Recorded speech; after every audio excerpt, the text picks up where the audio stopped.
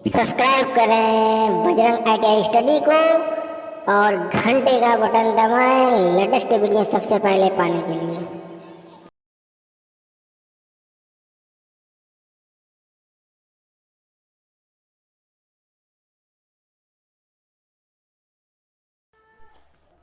आप सभी का स्वागत है Bajrang ITI study YouTube channel में। और जैसा कि हम सभी जानते हैं, हम करते हैं आईटीआई ट्रेड इलेक्ट्रीशियन से संबंधित स्टडी। तो आज मैं काफ़ी समय बाद लेक्चर अपलोड कर रहा हूँ। इसके पीछे कुछ कारण थे, नेट का इशू था और आंधी तूफान आ जाने के वजह से विद्युत सप्लाई मतलब लाइट भी नहीं आ पा रही थी, तो जिस कारण फ़ोन डिस्चार्ज था। इस कारण मैं वीडियो अपलोड नहीं कर पाया। तो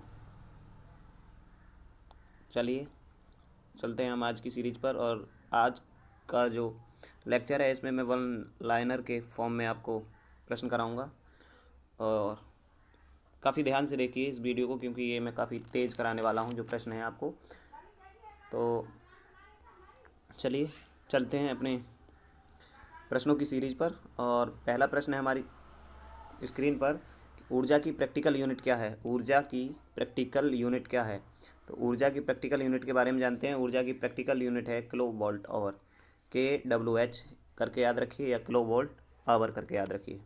अगले प्रश्न पर देखते हैं। प्रश्न दूसरा है, इलेक्ट्रॉनों की चालकता होती है। इलेक्ट्रॉनों की चालकता क्या होती है। देखिए इलेक्ट्रॉन के बारे में कुछ एडिशनल जानकारी दे देता हूँ मैं यहाँ पर आपको। इलेक्ट्रॉन को ई से और ये वाला चिन्ह ऊपर लगा होता है ऐसे प्रदर्शित करते हैं। और इलेक्ट्रॉन की खोज किसने की। तो इलेक्ट्रॉन की खोज की थी सर जे थॉमसन ने। और इस पर आवेश होता है ऋणात्मक आवेश, तो इसकी चालकता होती है अधिकतम। ठीक, चालकता कैसी होती है इलेक्ट्रॉनों की, अधिकतम। अगले प्रश्न पर चलते हैं। अगला प्रश्न देखते हैं, पदार्थों के बीच चालन नहीं होगा यदि। चालन, विकिरण और संवहन, ये ऊष्मा के स्थानांतरण होने की तीन विधियां होती हैं। चालन, विकिरण और संवहन। चालन नहीं होगा, चालन कब नहीं होगा। देखिए यदि ये कोई ए नाम का पदार्थ है और ये कोई बी नाम का पदार्थ है, इसका टेम्परेचर 100 डिग्री सेंटीग्रेड है और इसका टेम्परेचर भी 100 डिग्री सेंटीग्रेड है। ठीक है, तब इनके बीच कोई भी ऊर्जा आदान प्रदान नहीं होगी। समझ रहे हैं। अरे कोई दो पहलवान लड़ रहे हैं, ठीक है, और उस एक ए पहलवान है, उसकी ताकत भी 100 डिग्री सेंटीग्रेड है। ठीक है, वैसे ताकत को हम सेंटीग्रेड में नहीं मापते हैं, लेकिन ये आपको समझाने के लिए बता रहा हूँ। यदि ये ए नाम का कोई पहलवान है और इसकी जो एनर्जी है वह 100 डिग्री सेंटीग्रेड है और वी की भी एनर्जी 100 डिग्री सेंटीग्रेड है, तब बताइए परिणाम क्या होगा। मतलब लास्ट में कौन गिरेगा। कोई भी नहीं गिरेगा। नहीं, क्यों नहीं गिरेगा, क्योंकि दोनों की जो ऊर्जा है वह समान है, इसीलिए उनके बीच चालन नहीं होगा। अरे ऐसे में अगर आप ग्रामीण क्षेत्र से बिलोंग करते हो तो मैं बता रहा हूँ, यदि दो समान ताकत वाले पुरुषों को या व्यक्तियों को लड़ा दिया जाए तो उस फाइट का अंत मतलब परिणाम क्या होगा। उस फाइट का परिणाम कुछ होगा ही नहीं, मतलब कोई भी जीतेगा नहीं ना कोई हारेगा। तो पूछा जाएगा कि कौन हारा कौन जीता। तो ठीक उसी प्रकार से यदि दोनों का ताप समान होगा तो उनमें चालन नहीं होगा। लेकिन यदि इसका टेम्परेचर 90 है और इसका 110 कर दिया जाए, तब तब देखिए ये वाला इस वाले पर भारी होगा। समझ रहे हैं। तब क्या होगा, इधर से 10 डिग्री का जो टेम्परेचर है, ये प्रकृति का नियम है, प्रकृति बराबर करने के लिए हमें उत्सुक करती है। समझ रहे हैं। तो इसका जो 10 डिग्री अधिक है वह इस पर आएगा, तब इनका 100 इक्वल होगा। जैसे ही इक्वल हो जाएगा तब इनमें ऊर्जा का स्थानांतरण होना बंद हो जाएगा। देखिए इतना समझाया है किस लिए, ताकि ये प्रश्न आपके दिमाग में भली भांति प्रकार से बैठ जाए। पदार्थों के बीच चालन जब ही नहीं होगा जब दोनों पदार्थों का ताप समान हो। अगले प्रश्न पर चलते हैं। अगला प्रश्न है, ओम के नियम में वोल्टता किसके समानुपाती होती है। मैंने आपको अपने पिछले लेक्चरों में भी समझा रखा है। ओम का नियम होता है V बराबर IR। ठीक है, इसमें पूछा गया है कि वोल्टता किसके समानुपाती होती है। R प्रतिरोध होता है और I होती है धारा, B होती है वोल्टता। ठीक है, R ये कांस्टेंट होता है। ठीक है, इसीलिए ओम के नियम में वोल्टता करंट मतलब धारा के समानुपाती होती है। उत्तर देख लीजिए इसका। ओम के नियम में वोल्टता किसके समानुपाती होती है, तो वोल्टता धारा के समानुपाती होती है। अगला प्रश्न है, प्रतिरोधकता की इकाई क्या है। देखिए प्रतिरोध और प्रतिरोधकता, इन दोनों में काफ़ी अंतर है। ठीक, अगले प्रश्न पर चलते हैं, देखते हैं। हाँ, इसी को समझा रहा था मैं आपको। प्रश्न था आपका प्रतिरोधकता की इकाई क्या है, और मैं बता रहा था आपको कि प्रतिरोध और प्रतिरोधकता दोनों काफ़ी अलग अलग होते हैं। ठीक है, प्रतिरोध का मात्रक ओम होता है, जबकि प्रतिरोधकता का मात्रक होता है ओम मीटर। देखिए, प्रतिरोधकता का मात्रक होता है ओम मीटर। ओम मीटर कैसे होता है ये समझा देता हूँ मैं आपको। देखिए, मैंने आपको अपने पिछले लेक्चरों में बताया है कि आर बराबर होता है रो एल बाई ए। ठीक, जहाँ पे रो क्या है, प्रतिरोधकता, आर प्रतिरोध है चालक पदार्थ का, एल चालक पदार्थ की लंबाई है, और ये उसका क्रॉस सेक्शन एरिया, अनुप्रस्थ काट का क्षेत्रफल है। ठीक है, इसका मान हमें निकालना है, मतलब इसकी यूनिट हमें निकालनी है। कैसे निकालेंगे, तो देखिए, जब क्रॉस, अगर आप थोड़ी भी मैथमेटिक्स मतलब गणित जानते हैं तब आप इसको ईजीली निकालेंगे। रो को यहीं रहने दीजिए और इसको क्रॉस मल्टीप्लाई करिए और ये इसके अपॉन में आ जाएगा, तब ये हो जाएगा रो बराबर क्या होगा, दूसरे कलर से ले लेते हैं, तब ये हो जाएगा रो बराबर आर ए अपॉन एल। अब सबके मात्रक आर जो हैं उन सब के मात्रक रख दीजिए और उसके उपरांत आपको आंसर प्राप्त हो जाएगा। आर का मात्रक होता है ओम, ए का मात्रक होता है मीटर स्क्वायर, और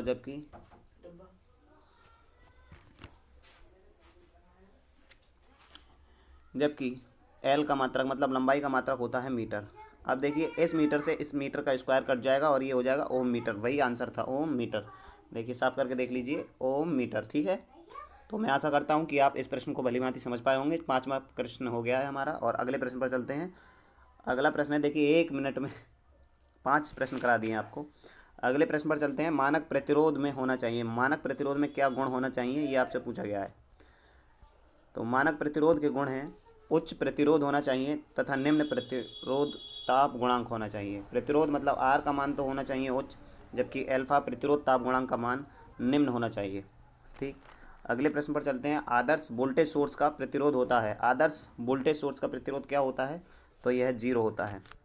आदर्श वोल्टेज सोर्स का प्रतिरोध क्या होता है, पूछा गया है आपसे, तो आदर्श वोल्टेज सोर्स का प्रतिरोध 0 होता है। अगला प्रश्न देखते हैं।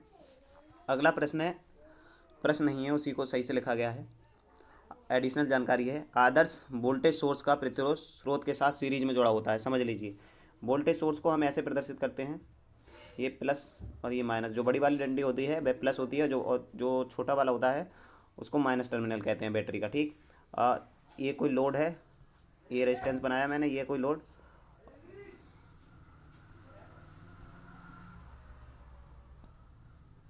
आदर्श वोल्टेज सोर्स का प्रतिरोध जो होता है सोर्स के साथ किसके में जुड़ा रहता है, तो सीरीज में जुड़ा रहता है। अगला प्रश्न हो गया हमारा।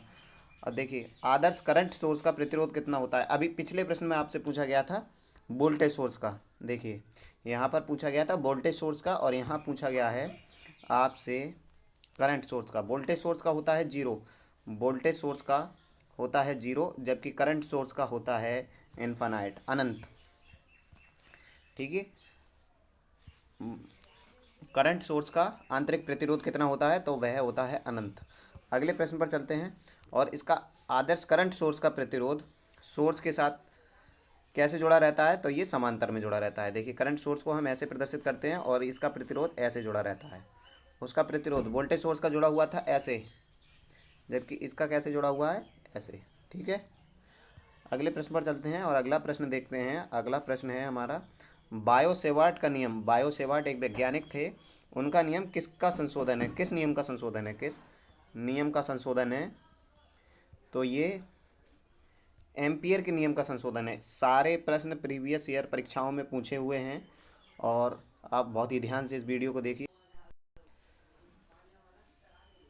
किस नियम का संशोधन है, तो ये एम्पियर के नियम का संशोधन है। अगला प्रश्न, ओम के नियम को प्रदर्शित करने वाला वक्र किस आकृति का होता है। ओम का नियम फिर वही आ गया, बी बराबर आई आर। तो इसका जो वक्र होता है वह किस आकृति का होता है, तो ये होता है रेखिक। अब रेखिक कैसा होता है, देखिए ऐसा होता है, यदि इस एक्स अक्ष पर, ये वाई अक्ष होता है, ये एक्स अक्ष होता है, यदि एक्स अक्ष पर हम धारा को मान लें और वाई अक्ष पर हम वोल्टेज को मान लें, तब इसका जो वक्र आता है वह यह आता है। ठीक है, एक सीधी रेखा में आता है, इसीलिए हम इसको कहते हैं रेखिक वक्र। ठीक है, अगले प्रश्न पर चलते हैं। विद्युत की उपस्थिति का पता लगाने के लिए किस यंत्र का प्रयोग किया जाता है। विद्युत की उपस्थिति का पता लगाने के लिए किस यंत्र का प्रयोग किया जाता है, तो हम किस यंत्र का प्रयोग करते हैं, उत्तर होगा गैल्वेनोमीटर। गैल्वेनोमीटर एक ऐसा यंत्र होता है जो विद्युत की उपस्थिति का पता लगाता है। अगले प्रश्न पर चलते हैं। अगला प्रश्न है, अधिकतम विद्युत शक्ति स्थानांतरण के लिए स्रोत का आंतरिक प्रतिरोध होना चाहिए। अधिकतम विद्युत शक्ति स्थानांतरण के लिए स्रोत का आंतरिक प्रतिरोध कितना होना चाहिए? तो इसका आंसर होगा क्या? भार के प्रतिरोध के बराबर होना चाहिए। सभी प्रश्न गत वर्ष की परीक्षाओं में पूछे हुए हैं, तो ध्यान से देखें सभी प्रश्नों को। अगला प्रश्न है, किसी गैस का आयतन शून्य होता है, किस ताप पर शून्य होता है किसी गैस का आयतन? तो किसी गैस का आयतन किस ताप पर शून्य होता है, ये आपसे पूछा गया है। तो इसका आंसर होगा क्या? इसका आंसर है परम शून्य ताप। परम शून्य ताप कितना होता है? -273 डिग्री सेंटीग्रेड। ठीक है, केल्विन। अगले प्रश्न पर चलते हैं। अगला प्रश्न है, प्रकाश वर्ष मात्रक है। प्रकाश वर्ष किसका मात्रक है? मैंने अपने वर्कशॉप कैलकुलेशन एंड साइंस वाले लेक्चर में भी आपको बता रखा है। तो प्रकाश वर्ष मात्रक होता है दूरी का। प्रकाश वर्ष मात्रक होता है दूरी का। वर्ष यहाँ पर देख के समय का मात्रक मत लगा दीजिएगा। बहुत ही, अगर आपने साइंस नहीं पढ़ी है या पहली बार इस प्रश्न को देख रहे हैं, तो आप भी, ऑब्वियसली बात है ये कि आप वर्ष जैसे ही देखेंगे समझेंगे कि ये निश्चित ही समय का मात्रक होगा, लेकिन समय का मात्रक नहीं है। प्रकाश वर्ष किसका मात्रक है? तो प्रकाश वर्ष मात्रक है दूरी का। अगले प्रश्न पर चलते हैं। सापेक्ष विद्युतशीलता का मान कितना होता है? सापेक्ष विद्युतशीलता, सापेक्ष विद्युतशीलता को हम एप्सिलॉन नॉट से प्रदर्शित करते हैं, और इसका मान कितना होता है देख लीजिए। इसका मान होता है 1। ठीक, अगले प्रश्न पर चलते हैं। परावैद्युत को विद्युत क्षेत्र में रखने पर सामर्थ्य के मान पर क्या प्रभाव पड़ता है? मतलब परावैद्युत एक टाइप का पदार्थ होता है, उसको यदि हम विद्युत क्षेत्र में रख दें तो उसकी सामर्थ्य पर क्या प्रभाव पड़ता है? प्रश्न में पूछा गया है आपसे, और इसका उत्तर क्या होगा? तो उसकी सामर्थ्य क्या होती है? घट जाती है। विद्युत क्षेत्र में रखने पर उसकी सामर्थ्य पर क्या प्रभाव पड़ता है? तो विद्युत क्षेत्र में रखने पर उसकी सामर्थ्य घट जाती है। अगले प्रश्न पर चलते हैं। अगला प्रश्न है, विद्युत आवेशों के मध्य लगने वाला नियम किस नियम का समान है?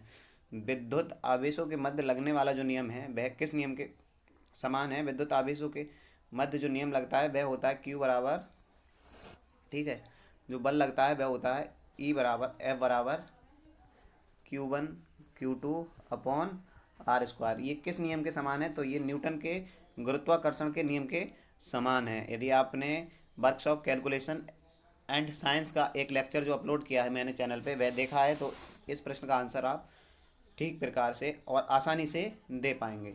अगले प्रश्न पर चलते हैं। अगला प्रश्न क्या है? तो अगला प्रश्न है, किसी खोखले चालक में नियत रहता है।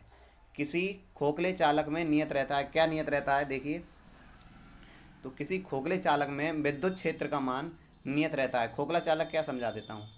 देखिए, ये कोई चालक है और ये खोखला है, ठीक है। ठोस होगा तो ऐसे ऐसे होगा, लेकिन ये खोखला है, ठोस नहीं है। तो इसमें किसका मान नियत रहता है? मतलब कांस्टेंट किस चीज़ का मान रहता है वह पूछा गया है। तो विद्युत क्षेत्र का मान रहता है कांस्टेंट। अगले प्रश्न पर चलते हैं। संधारित्र में विद्युत आवेश संरक्षित होता है किस रूप में? बहुत ही इंपॉर्टेंट क्वेश्चन है, मोस्ट इंपॉर्टेंट क्वेश्चन। संधारित्र में विद्युत आवेश संरक्षित होता है किस रूप में? तो संधारित्र में विद्युत आवेश परावैद्युत के रूप में संचित होता है। अगला प्रश्न देखते हैं। कैपेसिटर के गर्म होने का कारण क्या है? कैपेसिटर जो आप पंखों में लगाते हैं, घरों में पंखा यूज करते हैं ना, उसको हिंदी में हम संधारित्र बोलते हैं, संधारित्र। ठीक, तो कैपेसिटर के गर्म होने का कारण क्या है? तो लीकेज करंट, सही है, सॉरी, लीकेज प्रतिरोध। लीकेज प्रतिरोध संधारित्र के गर्म होने का कारण है। और अगला प्रश्न देखते हैं। अगला प्रश्न है, यदि किसी चालक को खींचकर R गुना बढ़ा दें, ये कोई चालक है, ठीक, और इस चालक को यदि हमने खींचकर R गुना बढ़ा दिया, ठीक है, जब हम खींचेंगे तो उसकी मोटाई कम हो जाएगी और लंबाई क्या होगी? बढ़ जाएगी। तब उसका प्रतिरोध कितने गुना बढ़ेगा? ठीक है, तो प्रतिरोध ध्यान रखिए R² टाइम बढ़ जाएगा, ठीक है। यदि पहले उसका प्रतिरोध 2 ओम है, तो अब खींचने के बाद उसका प्रतिरोध 4 ओम हो जाएगा, ठीक है। कितना हो जाएगा? 4 ओम। और शॉर्ट सर्किट में करंट का मान कितना होता है? मैंने आपको एक लेक्चर स्पेशली अपलोड किया है, शॉर्ट सर्किट ओपन सर्किट वाला। तो शॉर्ट सर्किट, देखिए, शॉर्ट सर्किट होगा कौन सा? एक तार है और एक तार है, दोनों तार हैं, ठीक है। यदि ये दोनों तार एक दूसरे से जुड़ जाते हैं, ठीक है, तब इस सर्किट को बोलेंगे हम शॉर्ट सर्किट। घरों में आपने देखा होगा कि जब दोनों तार एक दूसरे से चिपक जाते हैं, मतलब मिल जाते हैं, तब हम उसको बोलते हैं कि शॉर्ट सर्किट शॉर्ट हो गया। और इस स्थिति में क्या होता है? करंट का मान मैक्सिमम हो जाता है। अगर कोई दो तार आपस में जुड़ जाए तो उसके आगे जितने भी इक्विपमेंट लगे होते हैं हमारे, चाहे बल्ब टीवी कुछ भी, वो सब क्या हो जाते हैं, बेकार हो जाते हैं, डिफ्यूज हो जाते हैं, मतलब खराब हो जाते हैं। क्यों हो जाते हैं? क्योंकि सर्किट में धारा का मान अधिकतम हो जाता है, जबकि प्रतिरोध का मान क्या हो जाता है, न्यूनतम। धारा का मान अधिकतम तथा प्रतिरोध का मान न्यूनतम हो जाता है। धारा का मान क्या हो जाता है, करंट का मान अधिकतम हो जाता है तथा प्रतिरोध का मान क्या होता है, न्यूनतम। अगले प्रश्न पर चलते हैं। प्रश्न है 23 नंबर। अधिक ऊष्मा प्राप्त करने के लिए हीटिंग एलिमेंट के रूप में किस हीटिंग एलिमेंट को किस रूप में जोड़ते हैं? ये उसमें ना है, ऊष्मा है। अधिक ऊष्मा प्राप्त करने के लिए हीटिंग एलिमेंट को किस रूप में जोड़ा जाता है? तो अधिक ऊष्मा प्राप्त करने के लिए हीटिंग एलिमेंट को हम किस रूप में जोड़ते हैं? आंसर देख लेते, समांतर क्रम में जोड़ते हैं। ठीक है, अधिक ऊष्मा प्राप्त करने के लिए हम हीटिंग एलिमेंट को समांतर क्रम में जोड़ेंगे। और प्रश्न है 24 नंबर प्रश्न। सेलों को समांतर में क्यों जोड़ते हैं? सेलों को समांतर में क्यों जोड़ते हैं? कोई कारण होगा समांतर में जोड़ने के लिए। तो क्यों जोड़ते हैं? धारा रेटिंग बढ़ाने के लिए। ठीक है, वोल्टेज रेटिंग क्यों नहीं बढ़ती है? मैंने आपको बताया पिछली वीडियो में कि समांतर, यदि कोई सर्किट समांतर है, इस प्रकार से है, तो उसमें किसका मान समान होगा? वोल्टेज का। अरे समांतर में जोड़ देंगे तो वोल्टेज का मान तो वैसे ही समान है, इसलिए हम धारा रेटिंग बढ़ाने के लिए समांतर में जोड़ते हैं। लेकिन ध्यान रहे, वोल्टेज बढ़ाने के लिए किस में जोड़ेंगे? तो सीरीज में जोड़ेंगे। प्रश्न 25। सेलों को श्रेणी में क्यों जोड़ा जाता है? तो पहले ही मैंने बता दिया है, इस प्रश्न को आने से पहले ही, वोल्टेज रेटिंग बढ़ाने के लिए या वोल्टता रेटिंग बढ़ाने के लिए। तो आज की वीडियो में आपको यहीं तक था। 25 क्वेश्चन मैंने आपको करा दिए हैं और मैं आशा करता हूँ कि आप ठीक प्रकार से समझ पाए होंगे इन क्वेश्चन को। मेरी स्पीड थोड़ी ज़्यादा थी, ये मैं एक्सेप्ट करता हूँ। तो ये वीडियो अगर आप 2 से 3 बार देख लेंगे तो आपको भली बात ये समझ में आ भी जाएगा। मैं ऐसी अपेक्षा करता हूँ। आप सभी होनहार और होशियार स्टूडेंट हैं। वीडियो को लाइक शेयर सब्सक्राइब करते रहिए और घर पर रहिए, सेफ रहिए, सुरक्षित रहिए। बस इन्हीं शुभकामनाओं के साथ मैं इस लेक्चर की समाप्ति करता हूँ। अगले लेक्चर में मिलेंगे 26 नंबर क्वेश्चन से। अब लेक्चर डेली अपलोड करने की कोशिश करूँगा, यदि नेट का कोई इशू नहीं होता है, क्योंकि पीडीएफ रेडी है। देखिए, मैं एक बार दिखा देता हूँ आपको, कितने सारे क्वेश्चन मैंने पहले से ही आपके लिए तैयार कर रखे हैं। ठीक है, तो 2-3 लेक्चरों का मटेरियल तो पहले से ही मौजूद है। ठीक, अभी 25 क्वेश्चन कराए हैं, यहाँ 52 नंबर क्वेश्चन पे हैं।